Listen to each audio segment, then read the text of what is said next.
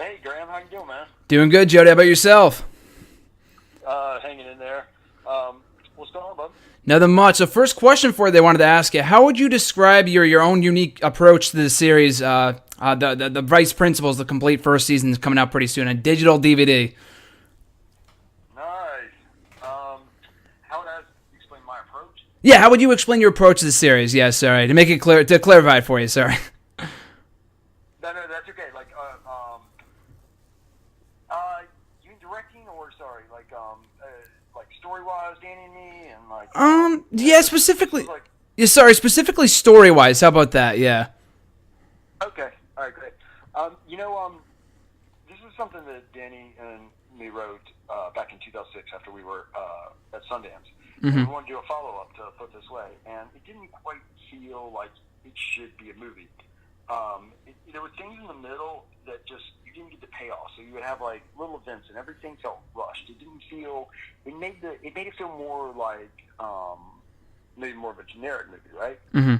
So we held on to it for a while, and then when the show, when we after East found it down, we didn't know exactly what to do with this thing. We thought about making it a few times, but decided to turn it into a show. And with that, we were able to like explore these characters. So essentially, we have a plot that we had done with the movie. Who's going to become principal, and then, but then we were able to take all the stuff that didn't work and just have fun with it, and like learn about the characters that you don't see that much. Like Shay and Busy. All these kind of people, and so I think that was our whole thing is like, we make a show that has a really fucking solid plot, but also also let it have enough space where we're able to wiggle and do our thing. So, like you said, the whole plot of the show is who's going to become vice principal. But through the course of the show, you guys kind of explored different aspects of that as well. Did those things kind of come naturally, or some things that like, oh, I want to incorporate that in the show? That's what you kind of had in mind from the get-go. It works both ways. I mean, like sometimes there'll be things that we plan, and like that. When they burned down our house, something that Danny came up with. Back in 2006, we always thought that was just such a crazy thing. It was like if we, it's like they go hard so early that we were just excited by that as like a new idea, and so there are things like that. But then there are things that happen on set that just like come up in the spur of the moment that you just roll with because they're funny or whatever. Like the luggage at the end of Eastbound down the first season. I mean, that was just like I think it was a props guy or somebody that came up with that. So. I don't know. Just try to stay open. It works different ways. So when you were back in school, first when you were coming up, did you have any bad or potentially positive experiences that triggered the idea for the show, or did it, like I said, just kind of come naturally?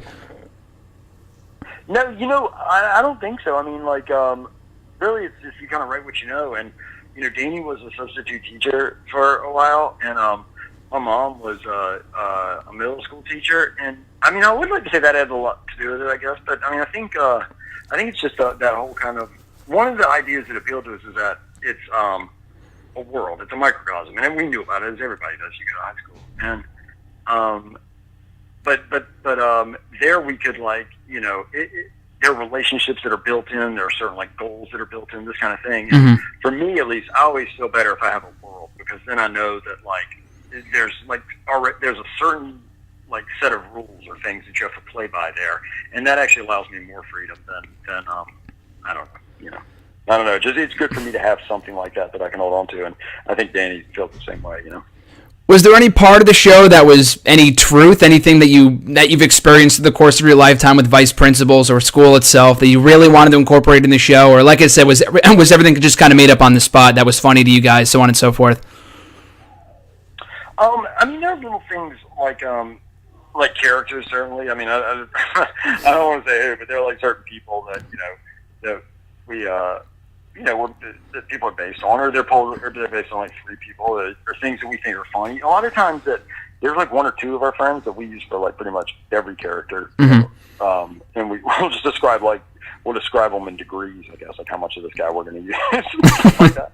I mean, I don't know. Yeah, and certainly some of the the events that they do in the school. I mean, pep rallies and this kind of crap. We talk about our own experiences, but it wasn't. I mean,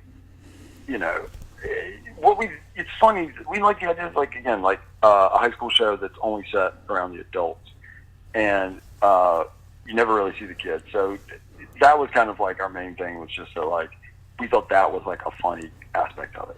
Mm-hmm. So would you say Vice Principals for you was kind of like your vision of what middle school, elementary school, high school should have been for you as a kid? Like this kind of over-the-top, basically almost like an exact replica of real life, but just kind of turned to a 10 on a scale of like 1 to 0 kind of thing. Was that kind of like your vision of what school should have been when you were growing up? You know, dude, I gotta say, I like that you see the show like that. I think that's awesome. But I don't know if I'd want my high school.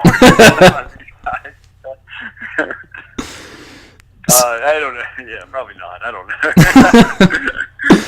So I don't think so. Yeah, well, just to clarify, I mean, just, for some people, maybe, I don't know if they want it exactly like that, but maybe some kids maybe see it like that as they're growing up. I'm not sure. But that being said, you spoke of Danny several times. What's been your experience like working with Danny? Of course, you guys worked in Eastbound and Down together. You have a lot of history together. You have a close friendship. What's been that experience like? Sure.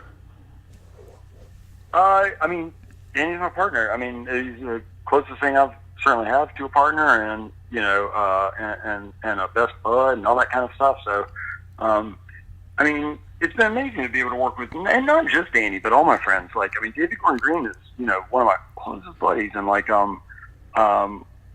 we have a company together, the three of us, and then like Joey Stevens, who does our music, and DeVoe Yates, who picks our songs, and gives us these like huge databases of like music, and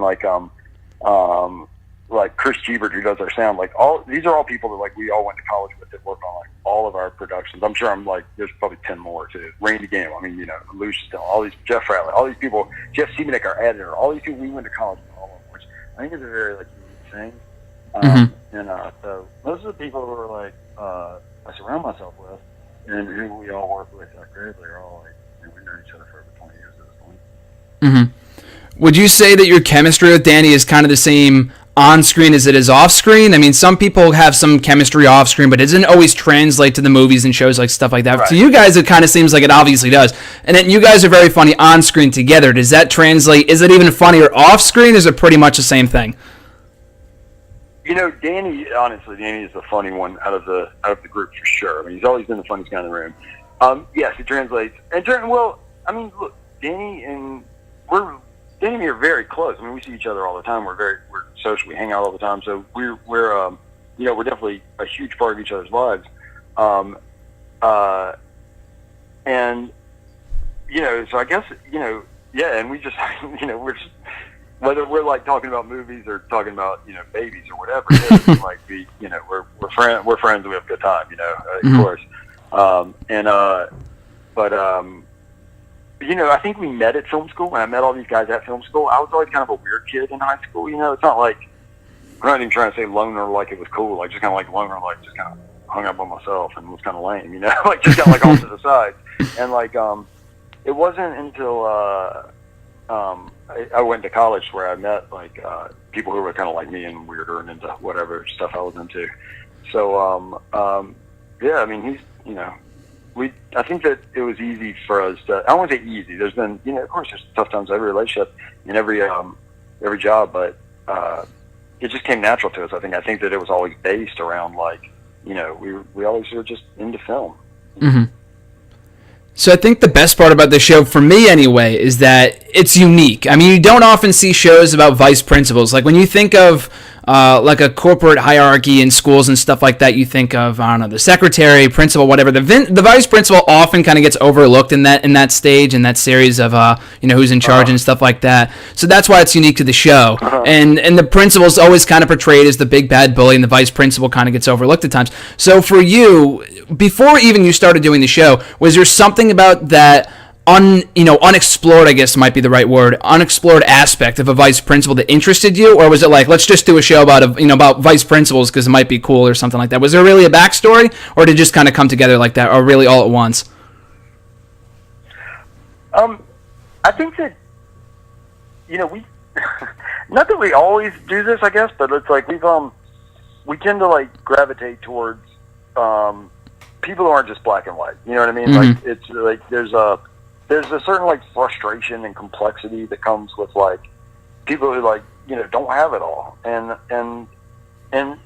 look, I'm not even saying vice principals don't have it all, but I mean how we represent it is that, you know, they want to be principal. This is like a not a place you want to, like, you know, live, not a home. It's a stepping stone on something bigger. And because these people have been there for a long time, they're frustrated, and there's all this kind of stuff that comes with it. So I think that kind of aspect of that like turmoil and drama and you know, and like dreams and all that kind of stuff that just like humans have, that's like beautiful and funny and ridiculous, and like all that stuff is that attracts us to people, like flawed characters, you know what I mean? And just trying to push that. I mean, we're fans of 70s films, you know what I mean? Like that's we were always talking about that, at least initially, and you know, like 5 Easy Pieces, these kind of things that we reference all the time when we just need to speak basic language to each other to get it. Like those are our references. So the whole structure of the show is different than really any other show, and that you guys filmed it all at once, both seasons, not just all one season at once, but both seasons at once. How is that different working with that way for you as compared to other projects that you've worked on? Was it weird for you, or was it just kind of come naturally? It wasn't weird for me at all. It was the best working experience I think we've ever had. I mean, like HBO, we have a great relationship with. I mean, you know, they trust us and we trust them, and like, you know, Casey Boys, Amy Gravitt, we've known them for, you know, years now, and we all kind of came up together, and they were our early supporters. So, you know, it's been a really good relationship with them, and you know, we were so lucky that they trusted us to do this, but and we were lucky that we were in that position. So we wanted to take advantage of it and certainly like make kind of like you know, the most unique thing we could. And I got to tell you, like, without having like think about like you know, when the first season come out, maybe then we have to go write the second season. It was like we took all the, like, if there was any chance of like external influence, it was basically gone out of this process. And again, like our collaborators at HBO, just if they're going to say anything to us, it's never to like shut us down. It's always like just as like, hey man, like, maybe have you guys thought of this? And it feels just like one of your buddies like talking to you about a project. So it's never been like a threatening kind of thing. It's always been very cool with those guys. And it was the best though, I got to say, not having to like I don't know, just test screen and like fucking have like, you know, reviews come out before your show's done. I mean, it's just awesome. It was awesome because you're in a bubble, and if your friends like it, and everybody there is like laughing or crying or whatever it is they're supposed to do, and they're having a good time, then it was like, that's what got signed off on. It wasn't like we didn't have to worry about like what anybody else was going to think. And I think that's like God, I just hope to have that experience again in my life, because it was that part was great. Oh, absolutely. I'm sure that's what matters most, too. Like, as long as you guys enjoy what you're doing and you like what you're doing and your immediate friends and obviously the people that you're working with, all your immediate friends like it, that's really all that matters. And it came off pretty well because you guys have a pretty good taste of what works and what doesn't with all your experience in show business and movies and shows and stuff like that. But although you originally planned for the show to play out like a movie, has the success and critical acclaim the show has received caused you to change your mind at all regarding how long it lasts? And do you plan on sticking to the original, or do you plan on sticking to the original intent of ending it after season 2 and just kind of abandoning the concept beyond that point? We're sticking to the original plan. You know, one thing I respect about Danny, and I think he respects about me, is that, you know, we do try to see the work and that kind of thing. We're very lucky to have these jobs. You know, we're just two dudes from the South who like never knew anybody in the industry. So the fact that we get to like make movies and TV shows for a living is like really cool. So, you know, we really do try to think of like, when as fans, which I'm a fan of, you know, music, movies, all the stuff. Like, what would I want to see? You know what I mean? It's like, no, I want to see a good, like, well-told beginning, middle, and end of a story that, like, you know what I mean, is like, I knew wasn't going to go on for forever, and, you know, they weren't going to, like, send the characters to space to fucking try to, like, make more money. You know, it's like, that's, like, we really do try to take that stuff seriously, and, I don't even mean that our shit's, like, so great or good or anything like that. I hope people like it, but we at least want to try, you know? So, I mean, the show's already done. I mean, next question. Oh, yeah, just got one more question. Yep. Cool. Sounds good. So, yeah, I was just going to say that the show's already in the can. Season 2 is already filmed. Season 2 will be airing soon on HBO. So, final question for you.